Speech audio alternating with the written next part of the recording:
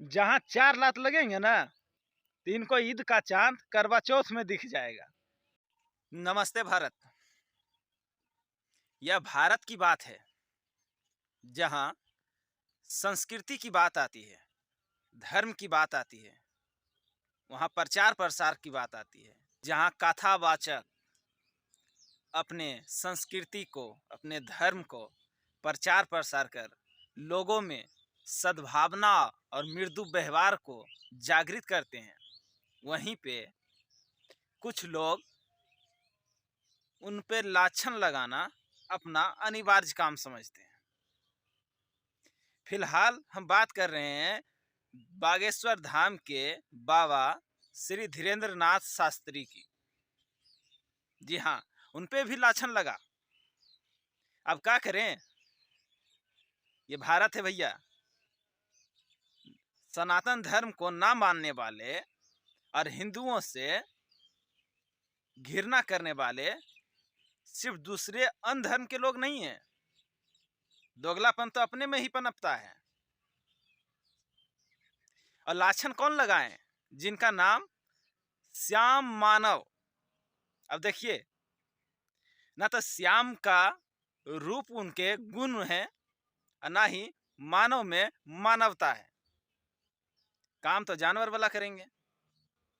हाँ, अपने आप को होशियार समझ रहे हैं।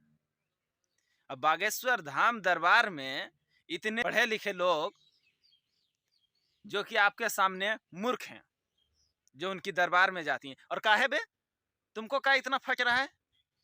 काहे ना जाए? कौनो गलत करते हैं, अपने संस्कृति की बात करते हैं, अपने संस्कार की बात करते हैं, अपने धर्म की बात करते हैं, अपनी रक्षा की बात करते हैं। धर्मो रक्षति रक्षता। आप धर्म की रक्षा कीजिए, धर्म आपकी रक्षा करेगा। और धर्म के रक्षा करने में या अपना रक्षा करने में शास्त्र और शास्त्र का ज्ञान दोनों का होना जरूरी है और रखना भी जरूरी है। तुमको तो बहुत बड़ा खुजली हो रहा है? धीरेन्द्र शास्त्री जी महाराज किनको बोले हैं कि आप गोली बंदूक चलाओ, मार काट करो, हिंसा का प्रचार प्रसार करो, हिंसा से काम लो? ऐसा कभी सुना है? भारत में ऐसे ही जब जब संस्कृति और सम्मान और शास्त्र की बात करने वाले लोग, धर्म का प्रचार करने वाले लोग जब जब होते हैं ना, विष के अंज जैसे, ऐसे ही सेकुलरिज्म वाले लोग पैदा होते हैं, जिन्हें हर महात्मा में, हर कथावाचक में आसाराम बापू ही दिखाई देते हैं। ये वही लोग हैं जो खाते तो अपने हैं लेकिन गुण गाएंगे दूसरे का। पता नहीं ये लोग कहाँ से आते हैं, पाकिस्तान से कोनो भांग खा करके आए हैं क्या? मजार तुमको नहीं दिखता है? हर जगह छपा हुआ इतना सारा हो रहा है। मजारों पर चंदा चढ़ता है, जा करके चादर चढ़ाने जाते हैं, उस समय आपको नहीं अंधविश्वास दिखता है? अंधविश्वास सिर्फ है किसमें? तो हिंदू के प्रचार करने वाले कथावाचक में आपको अंधविश्वास ही दिखेंगे।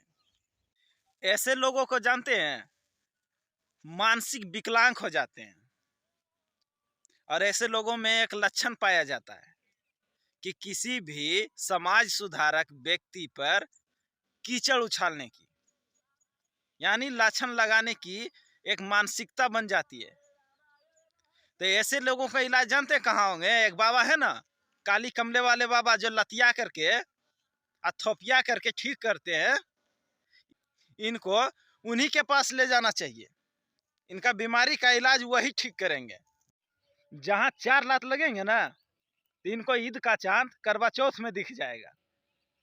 बड़े आए हैं लाछन लगाने वाले। और तुमको काहे बे, क्या लगता है तुम जैसे चमनों के वजह से धीरेन्द्र शास्त्री जी झुक जाएंगे, घर में घुस जाएंगे? अरे वो ऐसे अड़ियल हिंदू है ना, जो अपना सीना ठोक करके हिंदुत्व का प्रचार करते हैं। और तुम लोग जैसे उन पर लाछन भगौड़ा साबित करने के लिए जो एक साथ खड़े हो ना, बाल बांका भी ना कर पाओगे उनका। और मान लेते हैं चलो अंधविश्वास से ही किसी का भला हो जाता है, किसी का बीमारी हो, किसी का परेशानी हो, अगर जो ठीक हो जाता है तो इसमें तुम लोगों के पिछवाड़े में बुलबुले क्यों उठने लगते हैं बे? हाँ? किसी भी प्रकार से लोगों का भला ही कर रहे हैं ना। ठीक है, चंदा देता है या पैसा उनको पड़ता है, तो जब देने वाले को दिक्कत नहीं है तो तुमको देखने वाले को इतना काहे कीड़ा काट रहा है? तुम भी बनोगे बाबा, 2-4 गो शास्त्र का ज्ञान ले लो।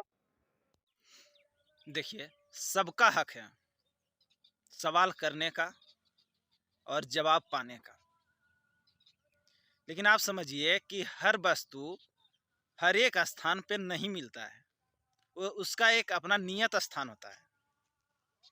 बागेश्वर धाम का भी एक अपना अलग स्थान, नियत स्थान है। आपको परीक्षा लेना है, आपको उनके बारे में जानना है, आप उनके स्थान पर जाइए ना, कि वो जहां जाएंगे वहीं पर माइक घुसेड़ दीजिएगा।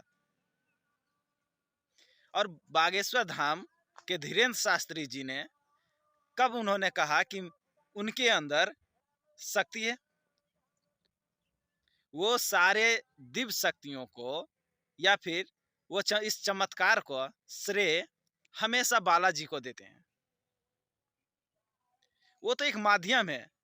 अच्छा ये बताइए कि आपकी बीमारी, किसी का भी बीमारी हो, कोई मेडिसिन से ठीक होता है, कोई झाड़ फूक से ठीक होता है, कोई जड़ी बूटियों से ठीक होता है, कोई योग विधि से ठीक होता है, लेकिन ठीक तो हो रहा है ना।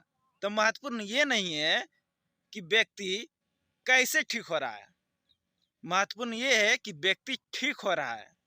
और जब ठीक हो रहा है ना, उनकी मनोकामना पूर्ण हो रही है ना, परेशानी दूर हो रही है ना, तो धीरेन्द्र शास्त्री जी के पक्ष में अनेकों उनके श्रद्धालु, उनके भक्तगण हैं, जो कि आपको उनसे पहले खड़े दिखेंगे। तो बात को समझिए, आप उनसे बात करना चाहते हैं, उनसे सवाल करना चाहते हैं, आप बागेश्वर धाम जाइए ना जी, वहाँ पर ही बात विचार कीजिए। आप कैमरा लेकर के जाइए, और पहले आपसे पहले भी वहाँ पर ही बहुत सारे लोग जा चुके हैं, जांच चुके हैं। श्याम मानव बोल रहे हैं कि यदि भगवान में चमत्कार है तो भक्त को डायरेक्ट मिलने दीजिए, आप क्या एजेंट हैं? अब चलिए इसका तर्क सुनिए कि हवा को किसी ने नहीं देखा, लेकिन मानते हैं हवा में ऑक्सीजन है, ये भी मानते हैं। ऑक्सीजन की जरूरत किसे है? हमें, मनुष्य को है।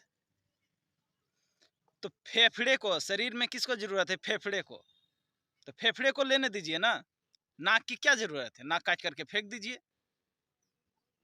डायरेक्ट फेफड़ा में ही हवा जाने दीजिए। मतलब हर चीज में कोई ना कोई एक माध्यम बनता है। बिना माध्यम के कोई भी वस्तु अपने नियत स्थान पे या फिर नियत गति पे नहीं होता है। ये आपको वैज्ञानिक तौर पर भी समझना चाहिए। सिर्फ लाछन लगाने से आप सच्चाई का उजागर नहीं कर सकते। धन्यवाद।